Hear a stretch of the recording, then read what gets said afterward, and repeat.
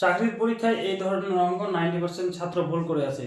কারণ কি? এই ধরনের অঙ্ক দেখলে ছেড়ে চলে আসে। তাহলে এই ধরনের অঙ্ক সহজভাবে কিভাবে করতে হয় সেটি আমরা দেখাবো। তাহলে দেখো কি বলে দেওয়া হয়েছে, দুটি সংখ্যা লসাগু এবং গসাগু 180 এবং 12, একটি সংখ্যা 120 হলো অন্য সংখ্যাটি কত? তাহলে সূত্রটা কি?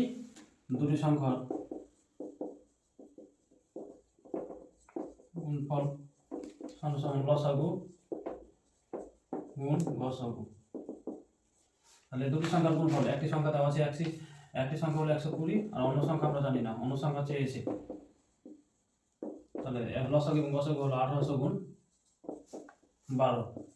তাহলে অন্য সংখ্যা সমান সমান 1800 গুণ 12/120। তাহলে একটা শূন্য কেটে গেল, 12 একে 12, তাহলে 180 উত্তর হয়ে গেল। তাহলে অপশন বি হয়ে গেল। তাহলে এই ধরনের অঙ্কটা কমেন্ট বক্সে জানিও, এবং এই ধরনের অঙ্ক সহজভাবে বুঝতে চাইলে এখনই ফলো করুন।